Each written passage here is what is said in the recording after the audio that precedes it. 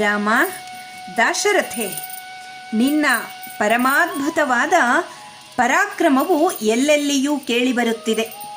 ತಾಟಕಾವಧೆಯ ಮೊದಲ್ಗೊಂಡು ಇತ್ತೀಚೆಗೆ ಮಾಡಿದ ಶಿವಧನುರ್ಭಂಗದವರೆಗೂ ನೀನು ಮಾಡಿರುವ ಸಕಲ ಕಾರ್ಯಗಳನ್ನು ನಾನು ಕೇಳಿದ್ದೇನೆ.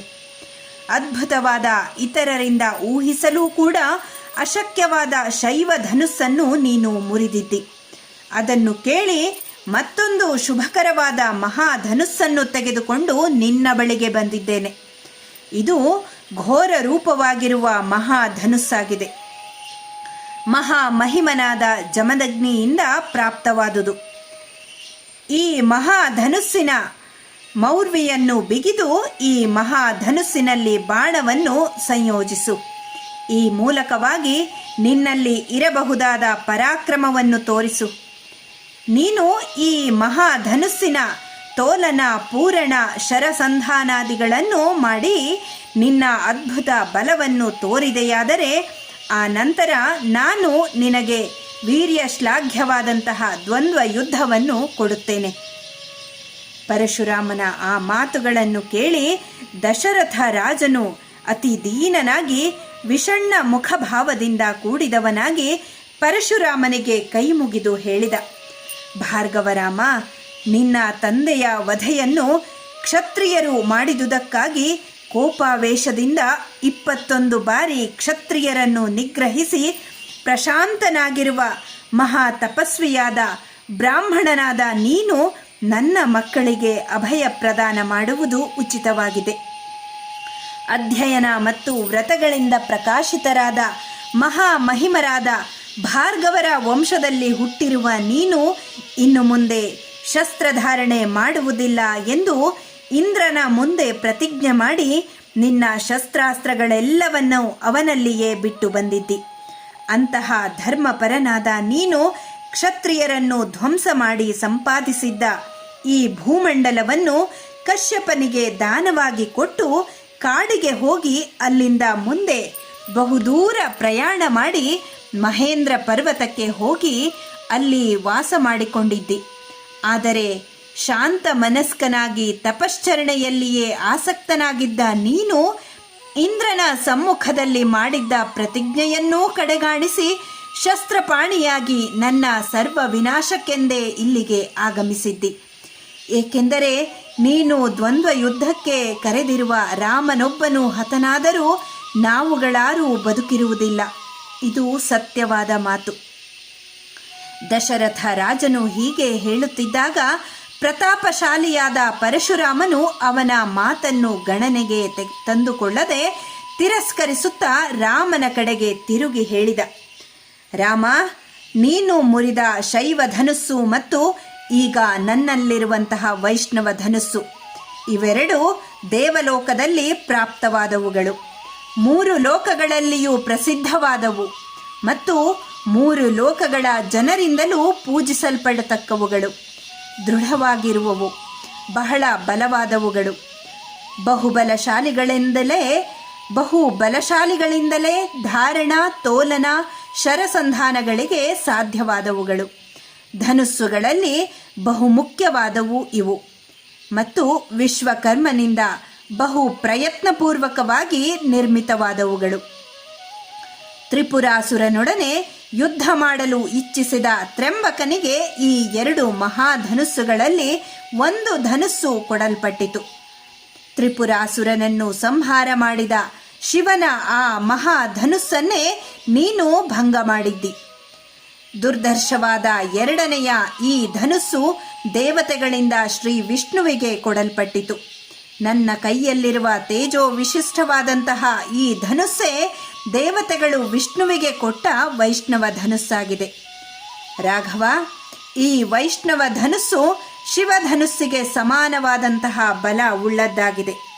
ಆದರೆ ತ್ರಿಪುರ ಸಂಹಾರ ಕಾಲದಲ್ಲಿ ವಿಷ್ಣುವು ಈಶ್ವರನಿಗೆ ಬಾಣರೂಪವಾಗಿ ತ್ರಿಪುರ ಸಂಹಾರಕ್ಕೆ ನೆರವಾದ್ದರಿಂದ ಶಿತಿಕಂಠ ಮತ್ತು ವಿಷ್ಣು ಈ ಇಬ್ಬರಲ್ಲಿ ಬಲಶಾಲಿಗಳು ಯಾರು ಎಂಬುದನ್ನು ತಿಳಿಯುವ ಕುತೂಹಲದಿಂದ ಸರ್ವದೇವತೆಗಳು ಪಿತಾಮಹನ ಬಳಿಗೆ ಹೋಗಿ ಅವನನ್ನು ಈ ವಿಷಯವಾಗಿಯೇ ಪ್ರಶ್ನಿಸಿದರು. ಬ್ರಹ್ಮದೇವ, ಹರಿಹರ ಈ ಇಬ್ಬರು ದೇವತೆಗಳಲ್ಲಿ ಬಲಿಷ್ಠರು ಯಾರು? ದೇವದೇವನಾದಂತಹ ಪಿತಾಮಹನು ದೇವತೆಗಳ ಅಭಿಪ್ರಾಯವನ್ನು ತಿಳಿದು ಹರಿಹರರಲ್ಲಿ ಪರಸ್ಪರ ವಿರೋಧ ಉಂಟಾಗುವಂತೆ ಮಾಡಿದ. ಒಬ್ಬರು ಮತ್ತೊಬ್ಬರನ್ನು ಜಯಿಸಿ ತಮ್ಮ ಬಲಾಧಿಕ್ಯವನ್ನು ತೋರ್ಪಡಿಸಬೇಕು ಎಂಬ ಆಕಾಂಕ್ಷೆಯುಳ್ಳ ಹರಿಹರರಿಬ್ಬರಿಗೂ ರೋಮಾಂಚನವನ್ನುಂಟು ಮಾಡುವ ಘೋರವಾದ ಯುದ್ಧವು ಪ್ರಾರಂಭವಾಯಿತು. ಆ ಸಮಯದಲ್ಲಿ ವಿಷ್ಣುವು ಕೋಪಾಧಿಕ್ಯದಿಂದ ಒಂದು ಬಾರಿ ಹೂಂಕರಿಸಿಬಿಟ್ಟ. ವಿಷ್ಣುವಿನ ಹೂಂಕಾರ ಮಾತ್ರದಿಂದಲೇ ಶಿವನ ಕೈಲಿದ್ದ ಭಯಂಕರ ಪರಾಕ್ರಮ ವಿಶಿಷ್ಟವಾದ ಧನಸ್ಸು ಶಿಥಿಲವಾಗಿ ಬಿಟ್ಟಿತು. ತನ್ನ ಧನುಸ್ಸು ಶಿಥಿಲವಾದುದನ್ನು ಕಂಡು ತ್ರಿಲೋಚನನಾದ ಮಹಾದೇವನಾದ ಪರಶಿವನು ಸ್ತಂಭೀಭೂತನಾದನು. ಆ ಸಮಯಕ್ಕೆ ಸರಿಯಾಗಿ ಋಷಿಗಳ ಸಮೂಹದೊಡನೆಯೂ ಸಿದ್ಧಾಚಾರಣರೊಡನೆಯೂ ಕೂಡಿ ದೇವತೆಗಳು ಯುದ್ಧದ ನಿಲುಗಡೆಗಾಗಿ ಪ್ರಾರ್ಥಿಸಿದರು. ಸುರೋತ್ತಮರಾದ ಹರಿಹರರು ದೇವಾನುಗ್ರಹಾರ್ಥವಾಗಿ ಯುದ್ಧವನ್ನು ನಿಲ್ಲಿಸಿ ಶಾಂತರಾದರು. ವಿಷ್ಣುವಿನ ಪರಾಕ್ರಮಗಳಿಂದ ದೇವತೆಗಳು, ಸಿದ್ಧಾಚಾರಣರು ಮತ್ತು ಋಷಿ ಮಹರ್ಷಿಗಳು ವಿಷ್ಣುವನ್ನೇ ಶ್ರೇಷ್ಠ ಎಂಬುದಾಗಿ ತಿಳಿದುಕೊಂಡರು. ಪರಮ ಕ್ರುದ್ಧನಾಗಿದ್ದ ರುದ್ರನು ದೇವತೆಗಳ ಪ್ರಾರ್ಥನೆಯಂತೆ ಶಾಂತನಾಗಿ ತನ್ನಲ್ಲಿದ್ದ ಶೈವ ಧನುಸ್ಸನ್ನು ಬಾಣದೊಡನೆ ರಾಜರ್ಷಿಯಾದ ನಿಮಿ ಕುಲೋತ್ಪನ್ನನಾದಂತಹ ದೇವರಾತನ ಕೈಯಲ್ಲಿ ನಿಕ್ಷೇಪ ರೂಪವಾಗಿ ಕೊಟ್ಟನು. ರಾಮ, ಶತ್ರುಗಳ ಪಟ್ಟಣವನ್ನು ಜಯಿಸಲು ಸಮರ್ಥನಾದ ನನ್ನ ಕೈಯಲ್ಲಿರುವ ಉತ್ತಮೋತ್ತಮವಾದಂತಹ ಈ ವೈಷ್ಣವ ಧನುಸ್ಸನ್ನು ವಿಷ್ಣುವು ಭೃಗುವಂಶೋತ್ಪನ್ನನಾದ ರುಚೀಕನಿಗೆ ನ್ಯಾಸರೂಪವಾಗಿ ನೀಡಿದ್ದನು. ಮಹಾ ತೇಜಸ್ವಿಯಾದ ರುಚೀಕನು ಈ ಧನುರತ್ನವನ್ನು ತನ್ನ ಮಗನಾದ ತನ್ನನ್ನು ಕೊಲ್ಲಲು ಬಂದವರ ವಿಷಯದಲ್ಲಿಯೂ ಯಾವ ವಿಧವಾದಂತಹ ಪ್ರತಿಕ್ರಿಯೆಯನ್ನೂ ಕೈಗೊಳ್ಳದ ನನ್ನ ತಂದೆಯಾದಂತಹ ಮಹಾತ್ಮನಾದ ಜಮದಗ್ನಿಗೆ ಕೊಟ್ಟನು. ಶಸ್ತ್ರ ಸನ್ಯಾಸವನ್ನು ಮಾಡಿದ್ದ ತಪೋಬಲ ಸಮನ್ವಿತನಾದ ನನ್ನ ತಂದೆಯನ್ನು ಅಲ್ಪವಾದ ಬುದ್ಧಿಯನ್ನು ಹೊಂದಿದ್ದ ಕಾರ್ತವೀರ್ಯಾರ್ಜುನನು ಸಂಹರಿಸಿದನು.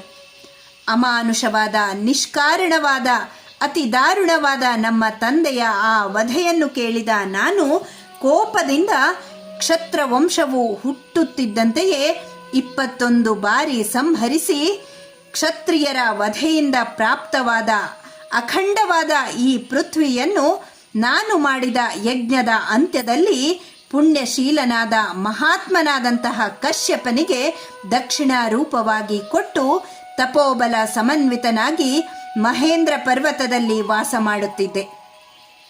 ನೀನು ಮಾಡಿದ ಶೈವ ಧನುರ್ಭಂಗವನ್ನು ಕೇಳಿದೊಡನೆಯೇ ನಿನ್ನನ್ನು ನೋಡುವ ಸಲುವಾಗಿ ಇಲ್ಲಿಗೆ ಬಂದೆ.